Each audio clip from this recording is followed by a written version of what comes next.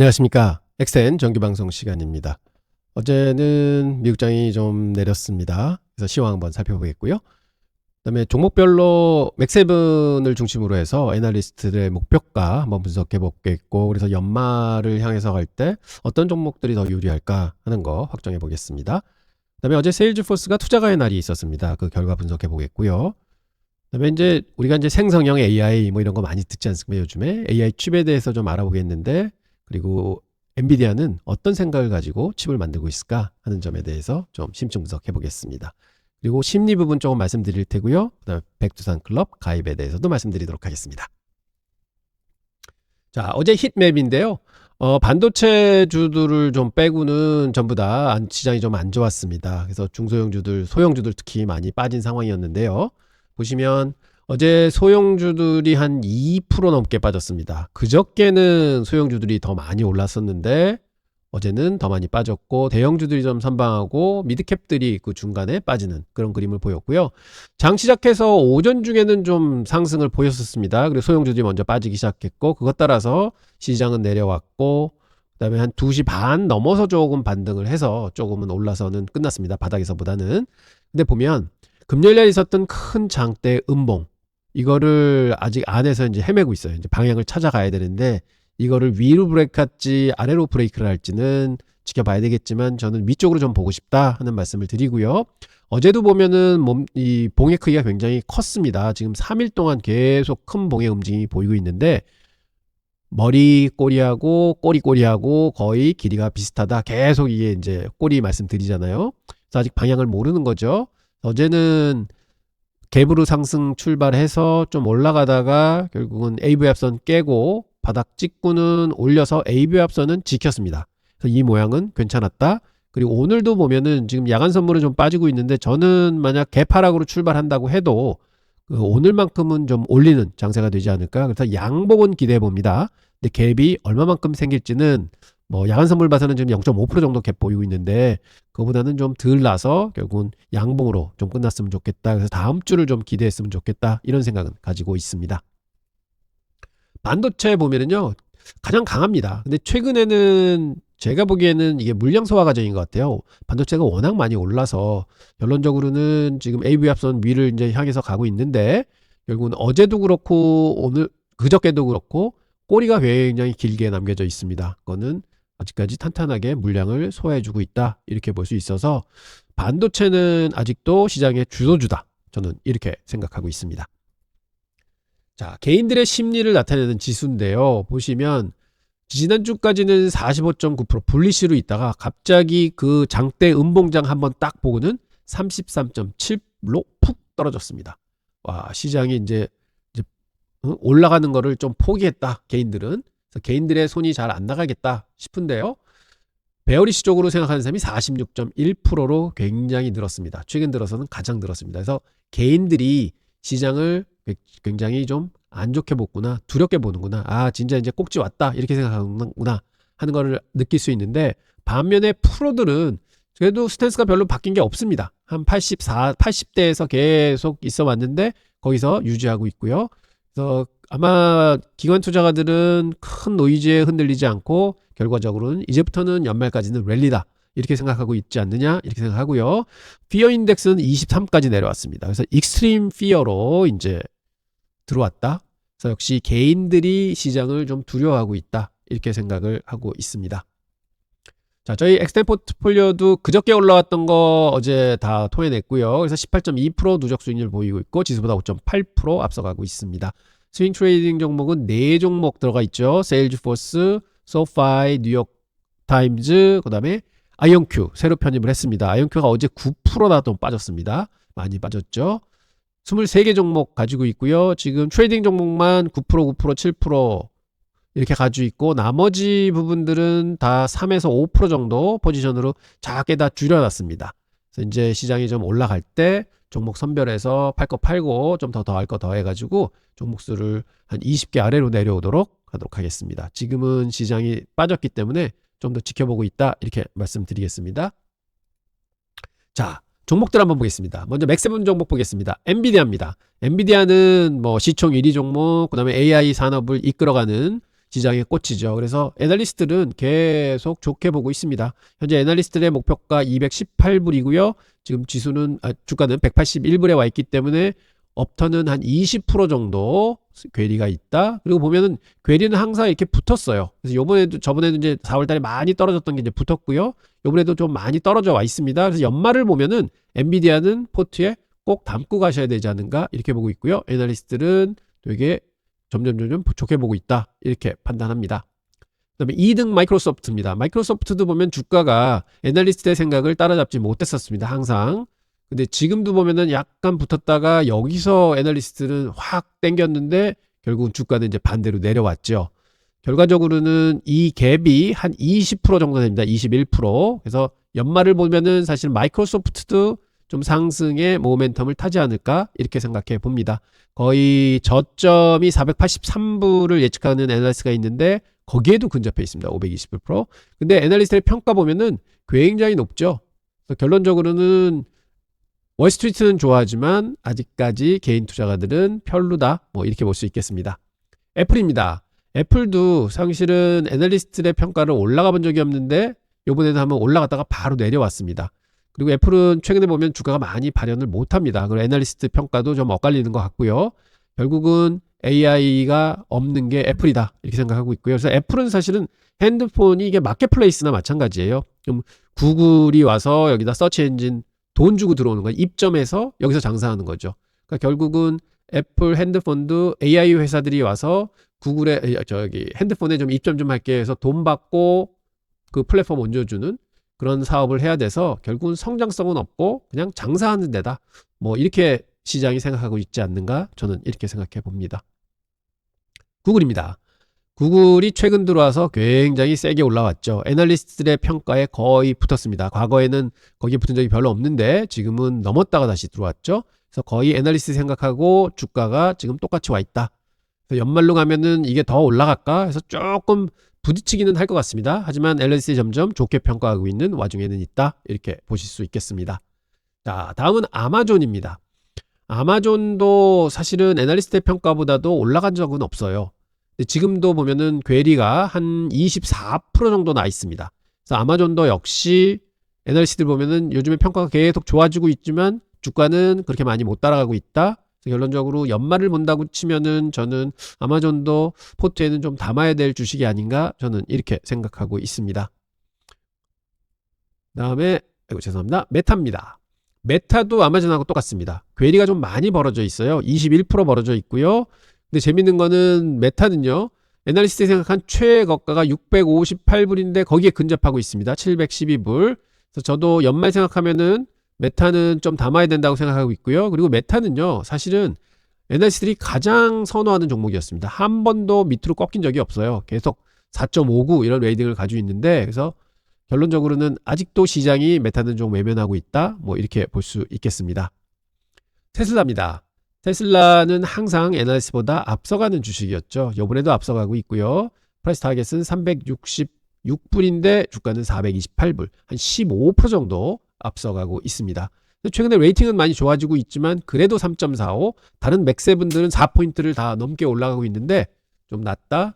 그래서 테슬라는 역시 애널리스트들을 보는 게 아니라 우리끼리 투자하는 거다 이렇게 생각합니다. 자, 팔란티어죠. 팔란티어도 항상 애널리스트보다 앞서가는 게 주가였습니다. 지금 프라이스 타겟 154불에 있는데 주가가 178불, 이것도 한 13% 앞서가고 있습니다. 애널리스트의 평가 뭐 들락날락하지만 이거는 이제 평가하는 사람들이 얼마 없어가지고요. 그래도 레이팅은 뭐 그냥 예전하고 거의 비슷하다 이렇게 보겠습니다. 아이온큐입니다. 요번에 이제 스윙 트레이드로 편입을 했는데 아이온큐도 뭐 커버하는 애널리스트가 별로 많지 않습니다. 그래서 뭐 4.3L은 있지만 이거는 뭐 의미가 좀 없는 것 같고요. 지금 보면은 애널리스트의 평가 기준가하고 그다음에 아이온큐 주가가 거의 비슷하다. 그래서 뭐 이거는 특이하게 뭐 나타나는 건 없는 것 같습니다. 그다음에 세일즈포스입니다. 세일즈포스가 재밌는 종목이에요. 애널리스트의 평가는 최근에 많이 이제 좋아졌고요. 그리고 목표가는 조금 떨어졌습니다. 뭐 주가도 내려오긴 했지만 근데 이 괴리가 지금 34%나 벌어져 있어요. 과거에도 보면은 벌어지면 붙고 했는데 지금은 벌어졌는데 계속 이 벌어짐이 유지가 됩니다. 그래서 제가 이걸 보면서 너무 싸다 하고 말씀드린 게 벌써 CRM은 248불에 와 있고 저가가 221불이에요. 그리고 그 평균가가 331불입니다. 그래서 저는 CRM은 연말로 갈수록 좀 올라가는 그런 모습이 보이지 않을까 저는 이렇게 기대해 봅니다.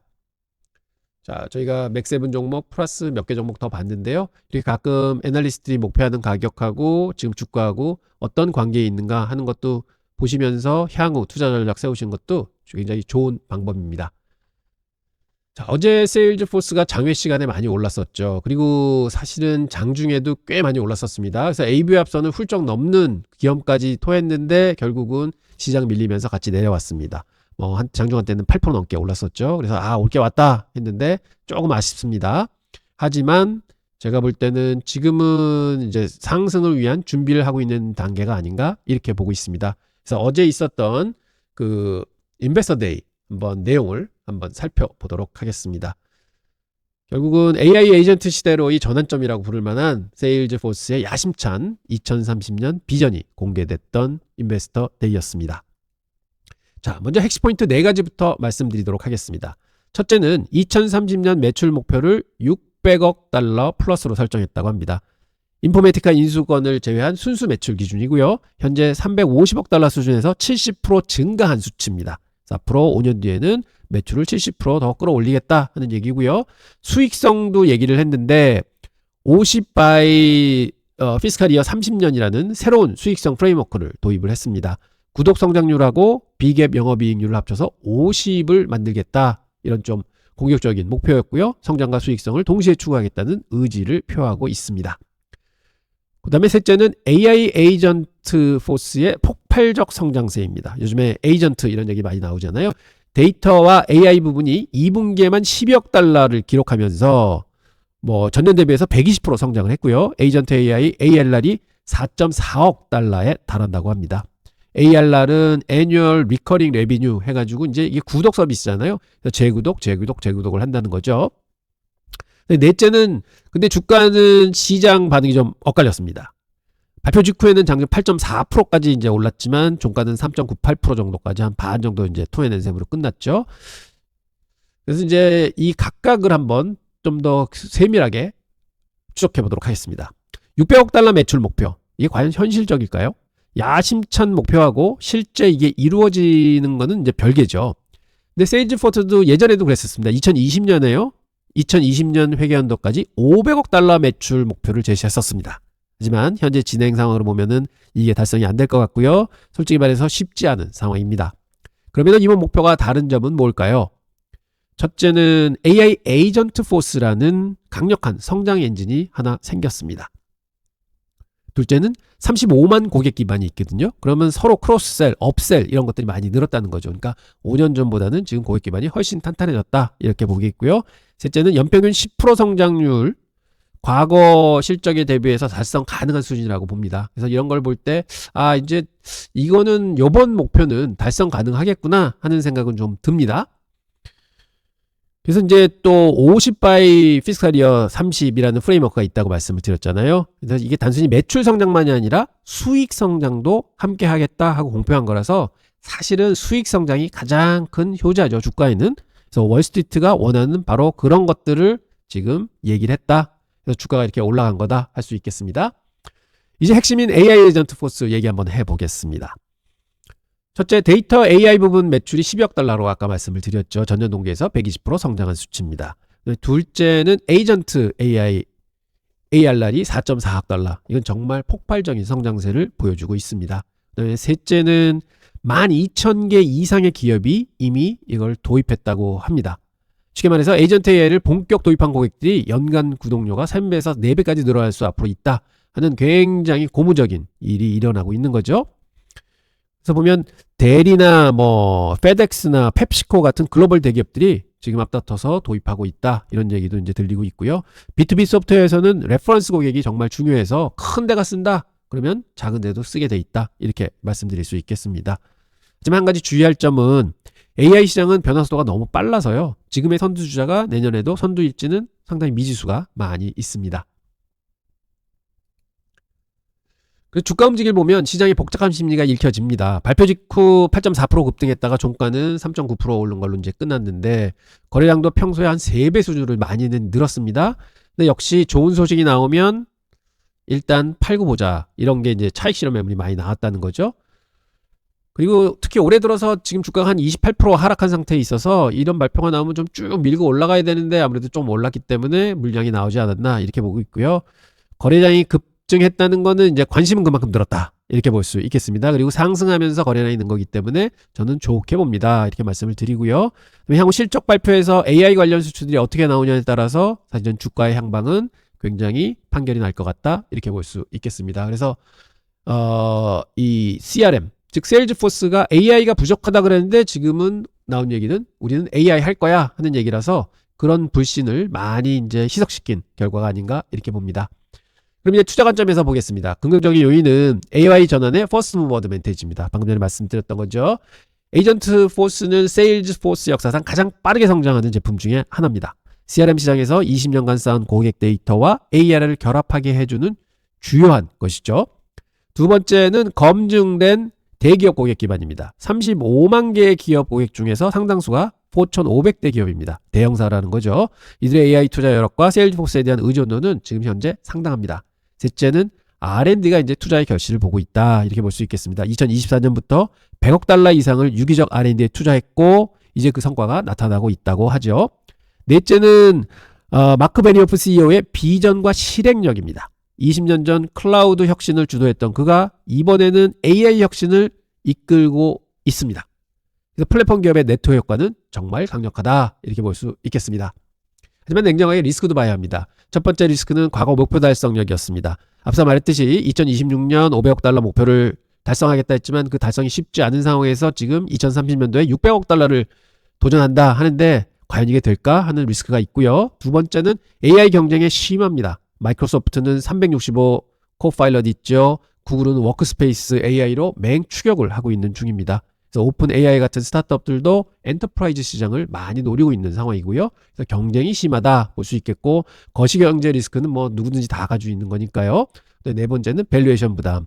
아직도 약간 주가가 밸류에이션상으로는 비싼 것 같다 하는 얘기들이 여기저기서 나오고는 있습니다. 그래서 잘못하면은 뭔가 하나라도 삐끗하면은 주가가 좀 많이 빠질 수 있는 그런 측면이 있다 하는 게 리스크가 되겠습니다. 자, 결론적으로 말씀드리면 세일즈포스는 여전히 매력적인 중장기 투자처라고 봅니다. AI 시대의 승자가 될 가능성이 높고요. 기존 고객 기반과 플랫폼 우위는 여전히 유효합니다. 특히 에이전트포스의 초기 성과는 정말 고무적입니다. 다만 단기적으로 변동성이 크겠지만 분기별 실적 발표에서 AI 관련 지표들이 어떻게 나오느냐에 따라서 주가가 크게 흔들릴 수 있을 것 같습니다. 제 개인적인 투자 의견은 매수 목표가는 300억 달러고 좀 더 길게 보면 320불까지 볼 수 있을 것 같습니다. 현재 가격 대비해서 한 22%에서 25% 정도 올라가 있는 가격입니다. AI 혁신은 분명 기회지만 그 과정에서의 불확실성도 상당히 크다. 이렇게 볼 수 있겠습니다. 그래서 기회와 위험은 동전의 양면이다 하는 말씀 드리면서 세일포스의 AI 여정 함께 지켜보시죠. 저희는 이렇기 때문에 목표가, 손절가 정해놓고 스윙 트레이딩을 하고 있습니다. 자, 생성형 AI의 3단계 여정이라는 제목인데요. 엔비디아의 칩 혁명이 바꾸고 있는 AI 게임에 대해서 좀 얘기해 보려고 합니다. 지금 일어나고 있는 하드웨어 혁명만큼 투자자들이 놓치면 안 될 기회는 없다고 저는 생각합니다. 혁명의 발전이 있고 그 발전에 주가의 상승이 있다. 저는 이렇게 생각합니다. 오늘 우리가 함께 살펴볼 내용은요. 크게 5가지입니다. 먼저 AI 성장의 3단계 전체의 흐름을 한눈에 보여드리고 각 단계별로 핵심을 파악해 보겠고요. 그 다음은 최신 추론 하드웨어의 진화, 즉 엔비디아의 루빈 CPX가 어떤 혁신을 가져오고 있는지 분석해 보겠습니다. 그리고 투자와 기술 혁신의 접점에서는 실제 ROI 관점에서 어떤 기회가 있는지 말씀드리고 마지막으로 결론 및 미래 전망까지 종합해 보도록 하겠습니다. 생성형 AI 탄생과 발전 그리고 하드웨어 혁신까지의 여정을 함께 한번 보시죠. 자, 그럼 본격적으로 시작해 보겠습니다. 생성형 AI는 어떻게 탄생하고 성장할까요? 그러니까 생성형 AI라는 게 그냥 브레인입니다. 뇌입니다. 첫 번째, 이게 보면 AI도 우리 인간하고 비슷한 성장 과정을 거칩니다. 그래서 보면 훈련 단계가 첫 번째 시작입니다. 이건 지식 습득 과정입니다. 방대한 데이터로 지식을 쌓는 시기죠. 두 번째가 후훈련입니다. 이걸 거쳐 인성교육이라고 이제 할 수 있는데요. 안전하고 올바르게 행동하는 법을 배웁니다. 그래야지 이제 서비스를 하게 되는 거죠. 그리고 세 번째가 추론입니다. 인퍼런스죠. 이 추론이 뭐냐? 즉 실전을 띄는 겁니다. 사용자를 상대로 해서 사용자가 물어보면 거기에 대해서 응답하는 실전 단계인 것이죠.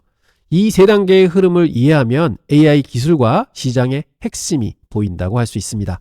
그리고 각 단계마다 필요한 하드웨어가 완전히 다르다는 게 오늘의 핵심 포인트입니다. 즉 칩 하나로 이 모든 단계를 다 한다가 아니라 각 단계마다 특화된 칩들이 있다 하는 것을 알아주셨으면 좋겠습니다. 첫 번째 단계인 훈련부터 자세히 살펴보겠습니다. AI 훈련을 마치 세상의 모든 책이 있는 거대한 도서관에서 공부를 하는 학생이라고 한번 생각해 보십시오. 이거하고 똑같습니다. 정말 방대한 데이터로부터 지식의 기반을 구축하는 과정입니다. 여기서 중요한 건 세 가지가 있습니다. 첫째, 방대한 데이터입니다. 인터넷 전체와 맞먹는 엄청난 규모의 데이터셋으로 학습을 해야 합니다. GPT-4나 클라우드 같은 모델들이 바로 이런 방식으로 훈련을 받는 거죠. 두 번째는 막중한 컴퓨터 파워입니다. 수만 개의 GPU가 병렬로 작동하는 대규모 인프라가 있어야만 이런 큰 공부를 할 수 있는 거죠. 셋째는 최고 성능을 추구합니다. 2단계의 유일한 목표는 최고의 AI 모델을 구축하는 것입니다. 그래서 비용이나 효율성 이런 건 따지지 않고요. 일단 최고부터 돼야 한다는 거죠. 한마디로 정리하면 AI 학습은 세상의 모든 지식을 한 번에 공부하는 거다. 이렇게 보시면 되겠습니다. 이게 훈련 단계입니다.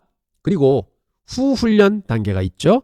훈련을 마친 AI가 사회에서 안전하고 유용하게 행동을 할 수 있도록 가드레일을 설정하는 단계입니다. 사용자가 영화 추천해줘 라고 하면 정상 처리가 되지만 불법 도박 방법을 알려줘 하면 가드레일이 작동해서 그 대답은 차단하게 되는 겁니다. 이 가드레일은 마치 도로의 가드레일처럼 AI를 올바른 경로 내에서만 움직이도록 하는 안전장치입니다. 실제 사례를 들어보면 넷플릭스 같은 스트리밍 서비스의 AI가 정치나 종교 질문을 받으면 어떻게 대답할까요? 컨텐츠 추천으로만 답하고 직접 답변은 하지 마세요 라는 가이드라인을 받는 거죠. 이렇게 하면 두 가지 목적을 달성합니다. 첫째, 편향되거나 안전하지 않은 결과물을 방지하고요. 둘째는 AI가 본연의 임무에 집중하도록 유도하는 겁니다. 이게 후훈련 단계인 것입니다. 세 번째 단계입니다. 추론입니다. 우리 추론이라는 말 많이 듣죠. 이게 실전에 쓰이는 겁니다. 그래서 AI 실전 대비죠. 훈련과 후훈련을 마친 AI가 실전에 투입되어 사용자의 요청에 실시간으로 응답하는 겁니다. 진정한 활약이 시작되는 것입니다. 여기서 가장 중요한 차이점을 말씀드리겠습니다. 훈련은 최고의 모델이 목표지만 추론은 초당 최대 사용자를 서비스하는 서비스가 핵심입니다. 완전히 다른 게임입니다. 훈련은 컴퓨팅이 집약적이어야 되고요. 그러니까 컴퓨터가 많이 필요합니다. 그리고 추론은 시간의 민감형입니다. 그러니까 빨리 얘기를 해줘야 되는 거죠. 그리고 여기가 투자자 관점에서 정말 중요한 포인트인데요. AI 운영의 총 비용의 80에서 90%가 추론 단계에서 발생한다고 합니다. AI를 큰 사업으로 보면은 비용은 추론에서 많이 발생을 한다. 바로 이 때문에 구글이나 아마존이나 엔비디아 같은 큰 기업들이 추론 전용 칩을 개발하고 있는 것입니다. 비용 효율성이 사실은 이 사업의 생존이 달려있는 것이 있기 때문에 그렇습니다. 자, 이제 오늘 가장 중요한 부분입니다. 추론 단계의 결정적 분기점인데요.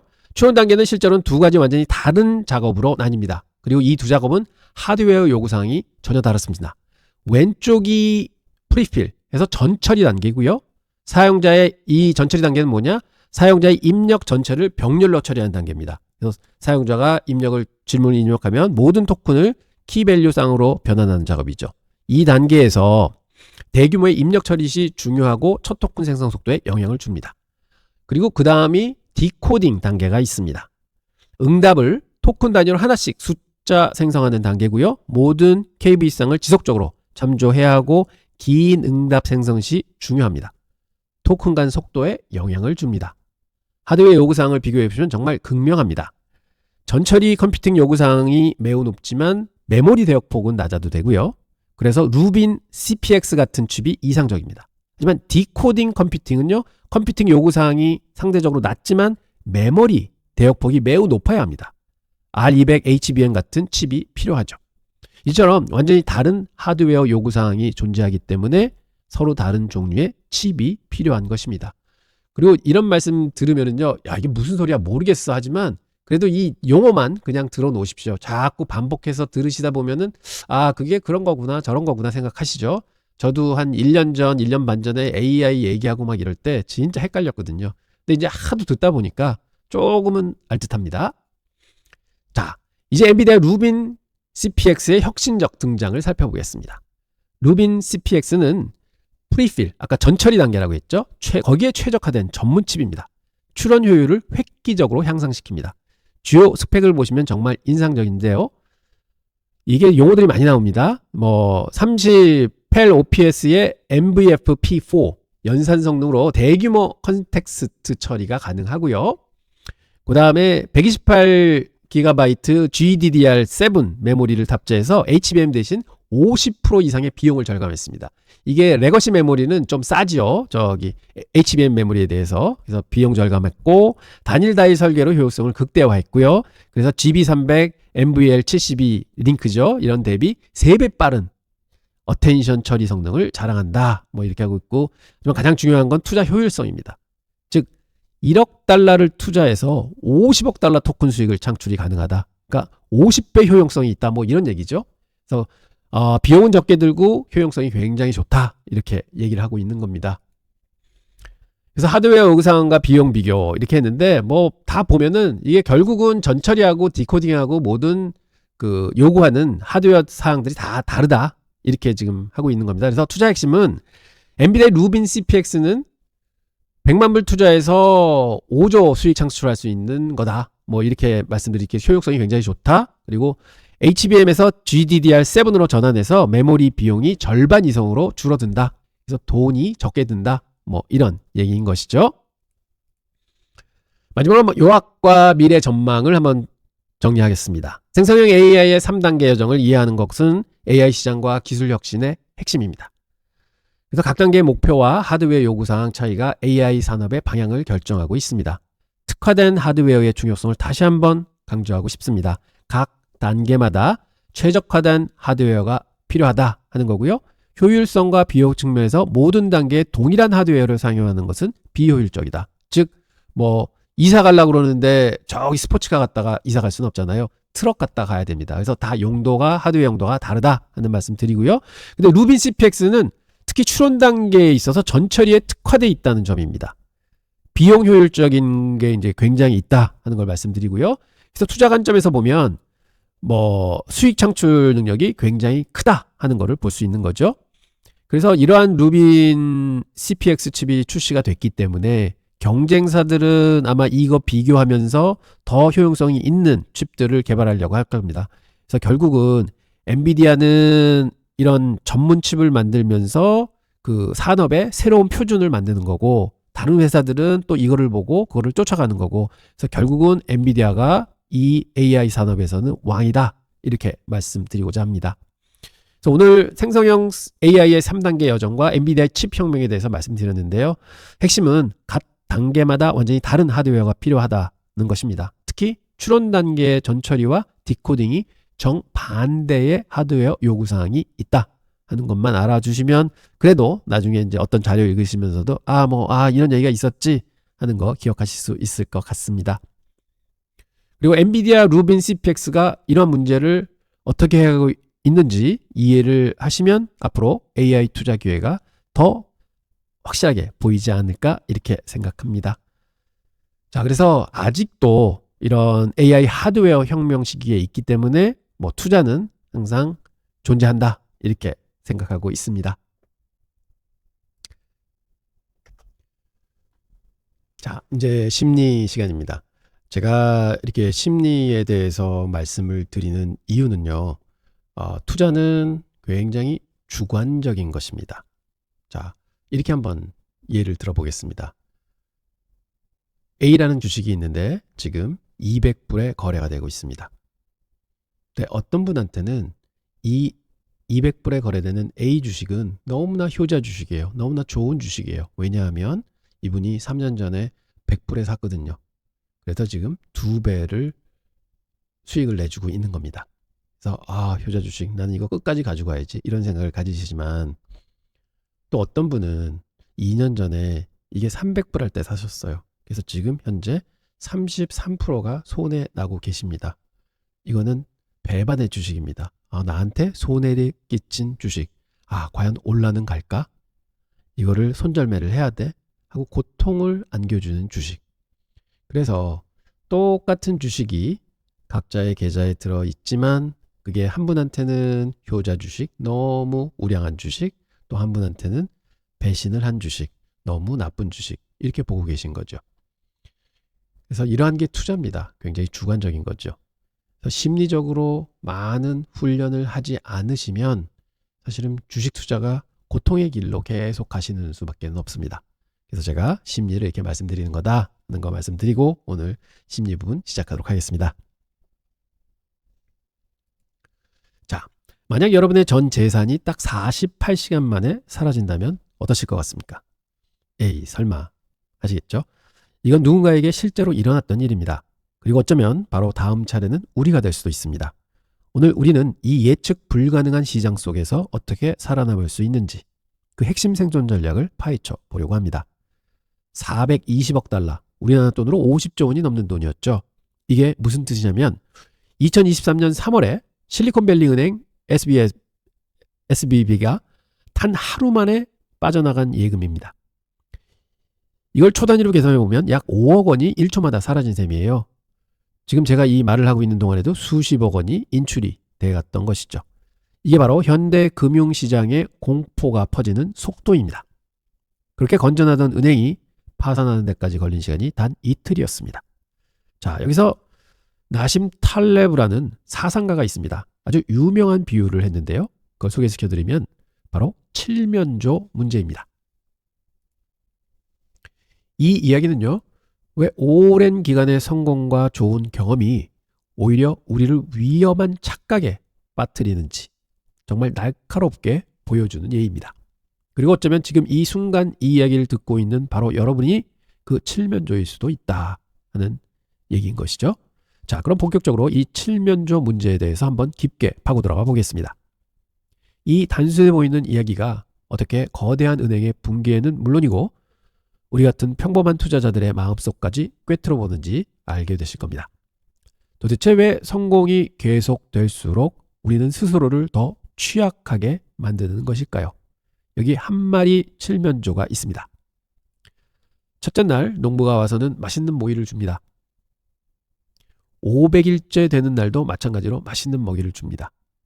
자, 990일 동안 매일같이 친절한 농부가 나타나 자기한테 보살펴주면서 먹이를 줍니다. 칠면조는 어떤 생각을 할까요? 데이터를 기반으로 아주 확신에 차게 됩니다. 990일의 데이터가 있으니까요. 이 농부는 나를 정말 사랑하는구나. 내일도 모레도 똑같이 와서 사료를 주겠지. 하지만 칠면조의 데이터에는 없었던 단 하나의 변수, 바로 1000일째 추수감사절이 있습니다. 999개의 긍정적인 데이터는 다가올 단 한 번의 치명적인 미래를 전혀 예측하지 못했던 거죠. SBB 붕괴도 사실 똑같았습니다. 그 은행에는 노벨상 수상자들이 만든 최고의 리스크 관리 시스템이 있었고요. 세상에서 제일 똑똑하다는 사람들이 모여 있었습니다.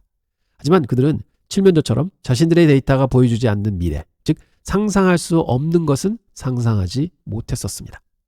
결국 은행은 붕괴를 했고 지능이 부족해서가 아니라 상상력이 부족해서 일어났던 참사였습니다. 가장 똑똑한 전문가들조차 이 상상력의 한계 때문에 무너질 수 있다는 사실 정말 섬뜩합니다.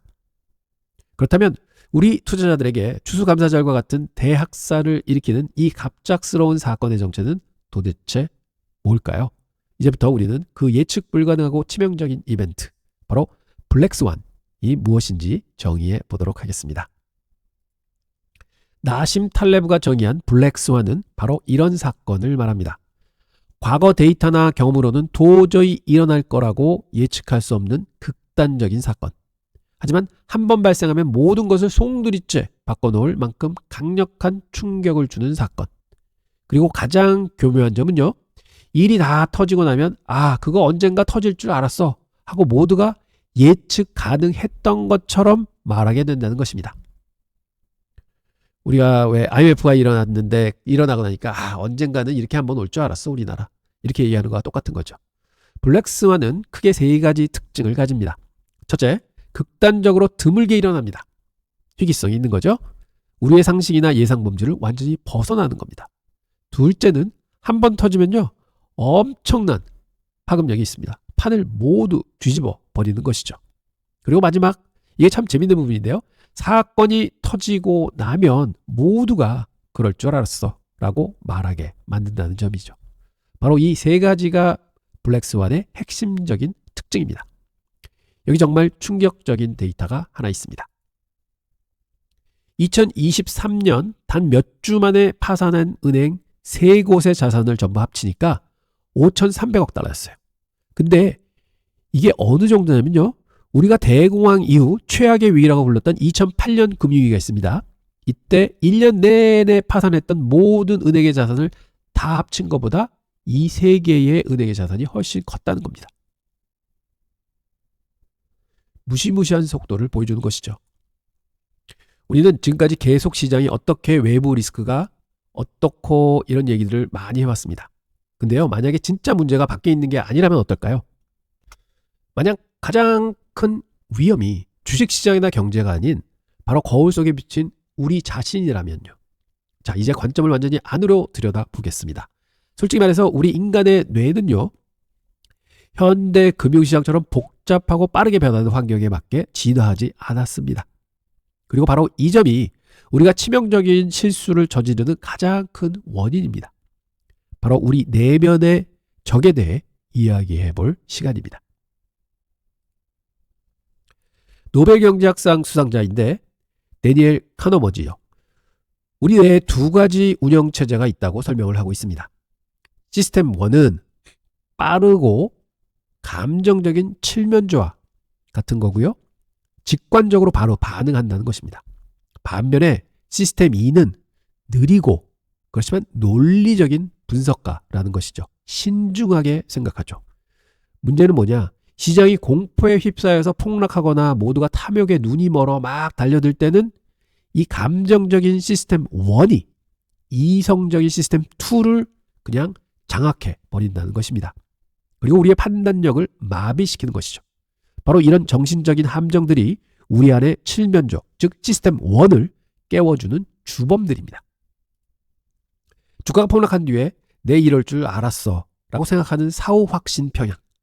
몇 번 운 좋게 돈 벌었다고 나 좀 하는데 이번엔 더 크게 가자 라며 위험을 키우는 과신. 복잡한 시장을 이 회사는 미래야 무조건 올라 이와 같은 단순한 스토리로 믿어버리는 서사오류. 그리고 망한 투자자들 이야기는 싹 무시하고요. 워렌 버핏 같은 성공한 사람들 이야기만 막 보면서 나도 그렇게 될 거라고 믿는 생존자 편향까지. 이런 인지 편향들이 결국 우리를 잘못된 투자 결정으로 이끄는 것입니다. 자, 그렇다면 이 예측 불가능한 블랙스완과 같은 우리 내면의 함정이라는 거대한 문제에 대한 해결책은 대체 무엇일까요? 바로 나심 탈레브가 제시한 안티 프레즐이라는 개념에서 그 해답을 찾아볼 수 있습니다. 세상의 모든 시스템은 스트레스나 충격을 받았을 때 세 가지 방식으로 반응을 합니다. 자, 첫째, 유리컵처럼 작은 충격에도 쨍그랑 하고 깨져버리는 프레질 상태가 있죠. 그리고 둘째, 강철봉처럼 충격을 받아도 깨지지는 않고 그냥 꿋꿋하게 버티는 상태. 이거를 로버스트 상태라고 합니다. 하지만 나심 탈레브가 말하는 궁극의 상태는 바로 안티 프레질입니다. 이건 인간의 면역 체계를 생각하면 아주 쉽습니다. 우리가 바이러스라는 스트레스를 겪고 나면 오히려 더 건강한 항체가 생겨서 더 건강해지잖아요. 이렇게 혼돈과 충격을 통해 오히려 더 강해지는 상태를 의미합니다. 블랙스완이 날아다니는 세상에서는 그냥 가만 것만으로는 부족하다는 거죠. 자, 여기서 결정적인 생각의 전환이 필요합니다. 안티프레즈를 해지기 위한 핵심은요, 미래를 예측하려는 헛된 노력을 버리는 것입니다. 그 대신 어떤 충격이 오더라도 그 충격으로부터 오히려 이익을 얻을 수 있도록 미리 준비하는 것이죠. 예측에서 준비로의 전환, 이것이 바로 핵심입니다. 그렇다면 이 안티프레질이라는 개념을 실제 투자에서 어떻게 적용할 수 있을까요? 지금부터 그 구체적이고 실행 가능한 전략, 바로 바벨 전략을 소개시켜 드리겠습니다. 이게 바로 여러분의 생존 설계도가 될 것입니다. 헬스장에 있는 역기 떠올려 보십시오. 양쪽 끝은 엄청 무거운데 중간은 텅 비어 있습니다. 투자도 똑같이 하는 것입니다. 내 총 재산, 즉 부동산, 현금, 주식 이런 거 다 합친 것입니다. 70%는 안전한 예금, 부동산, 달러 예금, 국채, 이렇게 해서 완전히 시장이 무너져도 어느 정도 돈은 지켜줄 수 있는 극도로 안전한 자산을 얘기합니다. 70%는 그런 데다 두고요. 그리고 이게 생존의 기반이 됩니다. 그리고 나머지 5%는요. 이건 그냥 없는 돈이야 하고는 굉장히 공격적인 투자. 즉 예를 들면 막 시작하는 벤처기업에 투자하거나 특정 암호화폐에 투자하는 거나 이런 겁니다. 극단적인 위험 자산이죠. 그건 5% 정도 투자하시고, 그러면 이게 어중간한 게 있습니다. 그게 뭐냐면은 주식이죠. 회사채. 이런 것들이 있습니다. 이게 탈레브가 말하는 위험한 중간지대입니다. 그래서 우리가 생각하는 주식은 전 재산의 25% 정도는 투자하십니다. 근데 이 중간지대 한번 보죠. 왜냐하면 이런 자산들은 평소에는 안전적인 것처럼 보입니다. 주식 뭐가 위험하겠어? 채권 뭐가 위험하겠어? 근데 진짜 위기가 닥쳤을 때는 국채만큼 안전하지도 않고요. 그렇다고 위험자산처럼 폭발적인 수익을 주지도 않습니다. 그냥 깨져 내려가는 거죠. 어중간하게 가장 큰 타격을 입기 때문입니다. 숨겨진 위험은 근데 진짜 대박의 가능성은 없는 가장 비효율적인 구간이라는 거죠. 블랙스완은 바로 이 어중간한 중간지대를 가장 먼저 공격한다고 합니다. 즉 채권이나 회사채 같은 게 가장 큰 타격을 받는다는 거죠. 주식이나. 자, 이제 이론은 충분히 알았으니 여러분이 직접 여러분만의 생존 시스템을 구축할 수 있도록 구체적인 행동 계획을 말씀드리겠습니다. 딱 3가지 단계만 기억하시면 됩니다. 첫째, 취약성 제거입니다. 단 한 번의 실수로 여러분을 파산시킬 수 있는 모든 걸 없애야 합니다. 즉 감당 못할 빚을 내서 투자하는 거, 그 다음에 한두 종목에 내 모든 걸 거는 몰빵 투자, 이런 것들이죠. 둘째, 기초 다지기입니다. 아까 말씀드렸지 내 자본의 70%를 절대로 망하지 않는 자산 앞에서 딱 투자를 해놓고 생존의 기반을 단단히 하는 것이죠. 그리고 마지막 볼록성 추가입니다. 나머지 한 25%, 그거 돈은 어떻게 투자를 하시냐?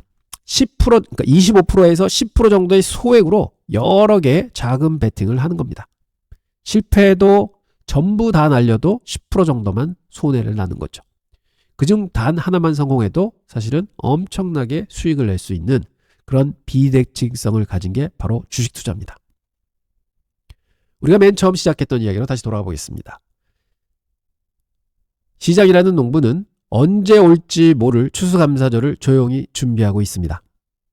이 모든 것을 알게 된 지금 여러분은 여전히 매일 주어지는 모의에 안주하는 칠면조가 되실 겁니까? 아니면 스스로를 지키는 생존자로 거듭나시겠습니까? 선택은 여러분들의 몫입니다. 자, 심리 들어보셨는데요. 저도 이 얘기 이제 쭉 읽어보고 그다음에 자료 만들고 하면서 느낀 건데, 우리는 주가가 오르거나 내리는 거는 예측을 하려고 합니다. 하지만 얼마나 큰 위험이 올까? 옛날 IMF 같은 게 또 올까? 금융위기가 올까? 이런 거는 전혀 생각을 안 하거든요. 그럼 생각을 안 하기 때문에 그 위험은 우리 스스로한테는 없다고 생각하는 겁니다. 근데 그런 위험들이 오죠. 그래서 그런 것들을 생각해 볼 때 결국은 투자라는 거는 저의 룰을 만들고 그 룰이 리스크 관리라든지 저렇게 큰 블랙스완 이벤트가 왔을 때 그걸 잘 견뎌낼 수 있는 그런 룰들을 충분히 간직하고 있어야 된다는 얘기입니다. 여러분들도 투자라는 게 그냥 좋은 주식 사서 가지고 있으면 마냥 돈을 번다 하는 쉬운 공식은 아니라는 걸 너무 잘 알고 계실 겁니다. 그렇기 때문에 우리는 노력하고 공부하고 마인드 컨트롤하고 주식 연구하고 또 그 연구한 주식을 잘 효과적으로 사고 팔고 하면서 수익을 내는 거죠. 이러한 것들을 하시기에는 혼자 하시기에는 너무 힘드세요. 그래서 저희는 동행이라는 길을 선택을 했고 그게 바로 이 백두산 클럽입니다. 백두산 프로젝트입니다. 자, 그래서 저희가 삼성증권에 이 자문 서비스를 론칭을 했고 이 자문은 뭐냐? 단지 백두산 클럽에 가입하시는 가입 절차입니다. 비용 없고요. 그냥 여기에 자문에 가입을 하시면 저희한테 무슨 권한을 주느냐? 여러분들께 투자에 대해서 상담을 해드리고 조언을 해드리고 그다음에 그런 것들을 합법적으로 드릴 권리를 저희한테 주시는 거예요. 그래서 그런 법적인 행위를 하는 거다 말씀을 드리고요. 그래서 이 가입 원하시면은 아래에 있는 주소를 그 브라우저에 타이핑을 하셔가지고 엔터를 치시면 어떤 사이트로 들어가시느냐? 요 사이트가 딱 나오게 됩니다. 그러면 삼성증권에 있으니까 만약 여러분들이 삼성증권에 계좌를 가지고 계신다고 그러면은 여기 기존 고객에서 기존 고객 추가 계좌 해서 거기 들어가셔서 모바일에서 그 계좌를 쭉 매뉴얼대로 트시고 자문 가입해 주시면 되고요.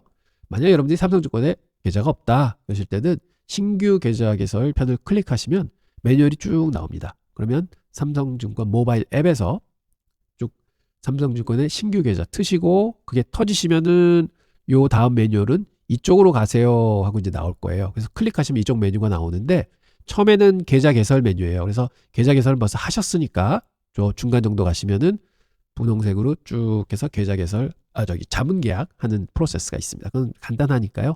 그래서 자문 계약 해주시면은 아까 말씀드렸던 백두산 클럽에 가입하시게 됩니다. 그럼 저희들이 앞으로 추후로 상품이 이제 발매가 될 겁니다. 그럴 때마다 이런 서비스가 있습니다. 이런 서비스가 있습니다. 연락을 드릴 테고요.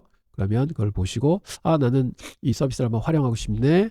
이렇게 판단하시면은 이제 활용을 해주시면 됩니다. 그래서 백두산 클럽 가입하신 데는 저는 비용 없이 단지 저희 자문 서비스만 등록하시는 거다는 걸 말씀드리겠습니다. 그리고 저희가 앞으로 이제 궁극적으로는 어떤 서비스를 자문 서비스를 제공할 거냐면은 그 실시간 즉 라이브 방송이라고 그러죠. 실시간으로 방송을 이제 하면서 즉 미국장 시작하기 뭐 1시간 1시간 반에서 해서 시장을 보고 그다음에 1시간 1시간 반 정도 그러니까 한 2-3시간 되는 시간을 같이 한 그 플랫폼이죠. 플랫폼에 모여서 시장도 얘기하고 지금 우리가 이제 유튜브에서 쭉 말씀드린 것 같이 투자 교육도 하고 종목 얘기도 하고 종목 분석도 해보고 한번 함께 종목을 스크리닝해서 이런 종목 저런 종목이 뜨는데 그럼 우리가 뭘 투자해야 될까요? 하는 투자 의견도 한번 조율해보고 물론 이제 채팅창이 있어서 거기서 채팅도 하게 되고 하는 거를 궁극적인 목표로 하고 있고 요거는 한 달 정도 이내에 이제 현실화돼서 이제 서비스를 제공할 것으로 이제 기획을 하고 있습니다. 여러분들한테는 이제 또 교육 서비스 충분히 이제 가능하고요. 그래서 그런 것들을 이제 따로 할지 아니면 같이 이렇게 할지 그건 아직 결정이 안 됐는데 차근차근 결정을 해서 여러분들께 많은 도움이 될 수 있는 그런 컨텐츠 계속 만들어 가도록 하겠습니다. 그리고 만약 궁금하신 점이 있거나 그 다음에 이제 가입을 하시려는데 잘 안 됩니다 할 때는 inbexgpt@gmail.com으로 이메일 문의 주시거나 혹은 02-785-3882로 문의 주시면은 제가 쭉 가이드 해드립니다. 그래서 그 자문 가입은 저희 그냥 백두산 클럽에 가입하시는 거다. 그 비용은 없다 하고 첫 번째 그 상품은 아마 컨설팅 상품이라고 그래서 뭐 33만 원 이제 내시게 되면은 그 제가 이제 1시간 그 분량으로 해서 여러분과 이제 3번의 독대 기회를 가지고 그 독대 이제 대화 내용은 뭐 여러 가지 투자에 관련된 얘기, 뭐 개인의 경험, 뭐 이런 거를 다 해가지고 서로 의사소통을 하는 그런 이제 세션이 되게 됩니다. 그런 거로 예전에도 도움을 받으신 분들이 많고 하기 때문에 요걸 이제 상품화 했고요. 그래서 그거는 다음 주 월요일 날 지금 그 자문을 가입해 주신 분에 한해서 저희가 안내서가 나갈 겁니다. 그러면 그 상품 한번 보시고 나는 이 상품 한번 가입할래 안 할래 하는 건 이제 판단하셔서 하시면 됩니다. 의무사항은 아닙니다. 그래서 그렇게 해서 진행을 하고 그다음에 이제 다음에 또 상품이 나오게 되면은 그 저희 자문 가입하신 고객에 한해서 저희가 또 그에 대한 상품 설명서를 또 보내드리고 또 가입을 하시게 된다. 그럼 그 프로세스를 거쳐서 이제 서비스를 해드리도록 하겠습니다. 그래서 지금 이메일 주신 분들도 많고 그다음에 특히 해외에 계신 분들이 많으신 것 같아요. 저도 이제 깜짝 놀랐습니다. 저희 지금 유튜브 방송 들으시는 분들 중에 한 25%가 해외에 계신 것 같습니다. 그래서 그런 분들은 아무래도 국내 계좌 개설이 어렵기 때문에 이렇게 이메일로 문의 주시면은 저희가 서류상으로 자문 계약을 해서 여러분들이 백두산 클럽에 가입하실 수 있도록 저희가 안내해 드리도록 하겠습니다. 이메일 많이 주시기 바랍니다. 지금도 이제 문의 많이 주셨고요. 그래서 저희들의 목표는 동행할 수 있는 그 백두산 클럽을 만들어서 다 같이 투자해서 성공하자 하는 모토를 가지고 하니까 좀 많은 성원 부탁드립니다. 오늘 방송은 여기까지고요. 여러분 지금 시장이 많이 불안합니다. 아까도 보셨지만 그 심리 지수도 굉장히 안 좋고요. 그다음에 시장도 막 지금 빠지는 것 같고 이제 진짜로 고점을 찍었구나. 뭐 10월은 안 좋다고 그러는데 근데 그런 시장이 하락하는 거는 당연한 겁니다. 근데 그 하락한다고 해서 지금 주식을 다 팔 수 있느냐? 팔기 어렵습니다. 왜? 내일 또 올라갈 수 있으니까요. 그래서 이런 걸 보면 주식이라는 거는 빠지는 와중에 적정하게 잘 사고 또 올랐을 때 조금 팔아주고 아니면 더 오른다고 생각하면 그냥 가져가고. 그러니까 결국은 수익이 나려면은요. 주식이 손에 있어야 됩니다. 주식이 손에 없을 때는요. 오르거나 빠지거나 손익 변화가 없습니다. 근데 문제는 뭐냐? 주가가 많이 올라가잖아요. 돈을 하나도 못 버세요. 도리어 주식을 가지고 있다가 깨졌다가 크게 올라가는 기회를 잡으시는 게 훨씬 좋습니다. 많은 분들은 떨어지는 장에서 주식 팔고 딱 반등할 때 따라잡아야지 절대로 안 됩니다. 저도 많이 해봤는데요. 한 10번 하면 한 2번 맞추는 것 같아요. 근데 8번은 손가락 빨고 있습니다. 그래서 결론은 여러분들이 주식 가지고 가시면 장 빠지면 괴롭고 힘듭니다. 하지만 그거는 당연한 과정이다. 무슨 과정? 돈을 벌기 위해서는 지어야 될 과정이다. 꼭 생각해 주시기 바랍니다. 자, 주말입니다. 오늘 미국장 저는 뭐 개파를 하더라도 양봉이 날이라고 기대를 하고 있습니다. 그래서 여러분들도 좀 좋은 기대 가지고 계시면 그렇게 꼭 발현이 될 겁니다. 다음 주에는 더 좋은 영상을 가지고 여러분들 찾아뵙도록 하겠습니다. 감사합니다.